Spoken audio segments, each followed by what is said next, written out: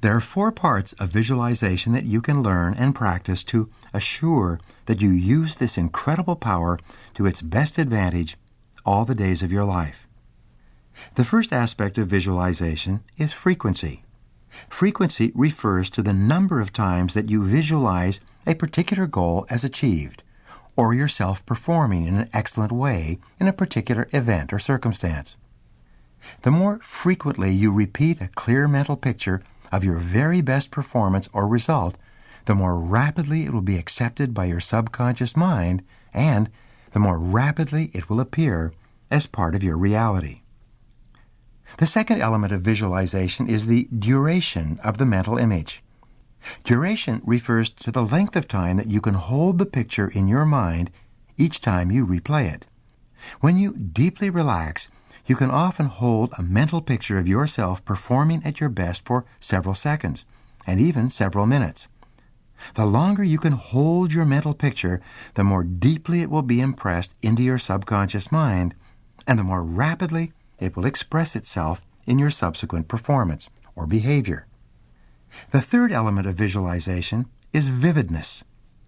There is a direct relationship between how clearly you can see your desired goal or result in your mind and how quickly it comes into your reality. This element of visualization is what explains the powers of the law of attraction and the law of correspondence. The vividness of your desire directly determines how quickly it materializes in the world around you. Here's an interesting point. When you set a new goal for yourself, your image or picture of this goal will usually be vague and fuzzy. You may have no idea at all what the successful goal will look like. But the more often you write it, review it, and repeat it mentally, the clearer it becomes for you. At a certain point, it will become crystal clear.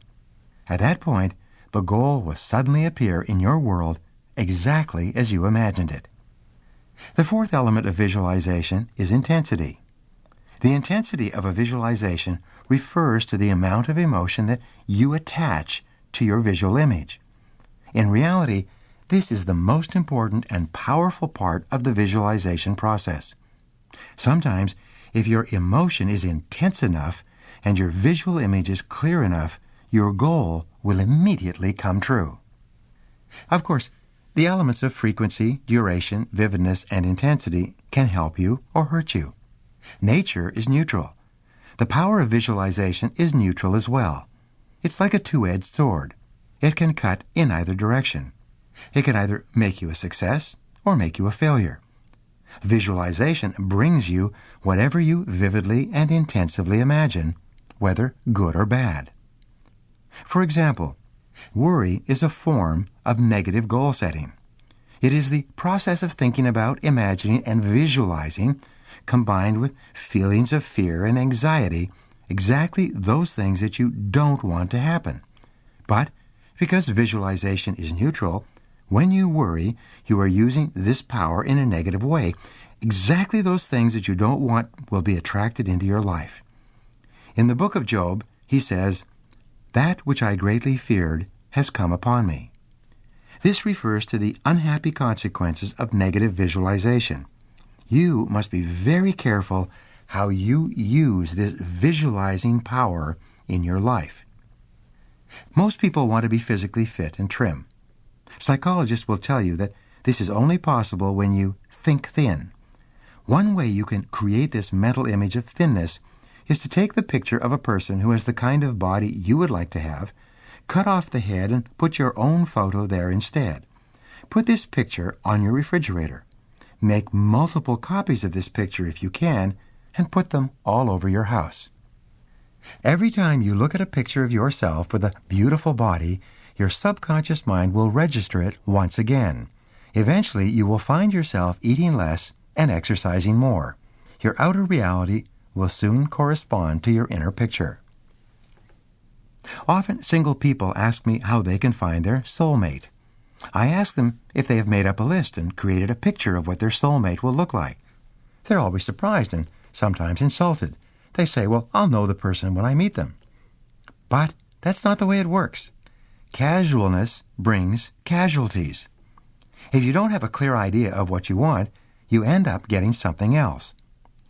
I advise them to sit down and write out a complete description of the ideal person that they would like to meet. Write down every single quality and characteristic that they would like their soulmate to have. Be clear about age, temperament, personality, interests, values, background, sense of humor, level of ambition, and so on. It is absolutely amazing what happens. A good friend of mine, a graduate of one of my 3-day seminars, did this immediately after the program. 10 months later, he met the ideal person who fit his written description perfectly. They got married shortly thereafter, had 2 beautiful children, and have been happy from the first moment they met. If you're single, you should give this technique a try. You might be happily surprised at what happens. In every area of your life, you can use visualization to make it better. Earlier in this book, I talked about the use of idealization. This process involves creating an ideal picture of what you would like your life to look like sometime in the future. Idealizing is just another version of visualizing. Remember, you can't hit a target that you can't see. But if you are absolutely clear about what you want, you will eventually achieve it sooner or later. As with goal setting, the 2 best times to visualize are late in the evening and early in the morning. When you visualize your goals as if they already existed before you go to sleep, your subconscious mind accepts them at a deeper and deeper level. It then adjusts your words and actions during the day so that you do and say more and more of those things that will make your goals into realities. Another time to visualize is first thing in the morning before you start out.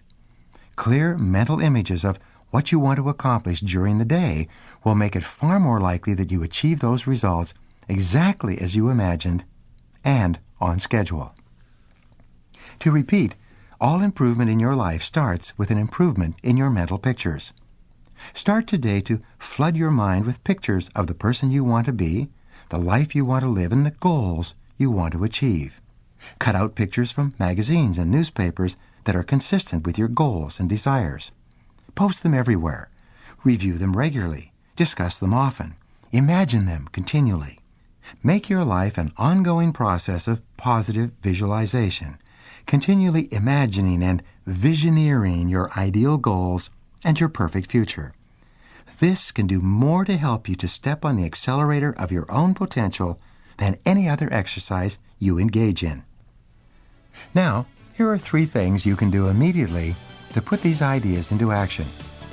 First, project forward and imagine that your life was perfect in every respect. What would it look like? Whatever your answer, imagine this picture regularly. Second, cut out pictures of the things you would like to have and the person you would like to be in the future. Look at these pictures and think about what you could do to make them into realities.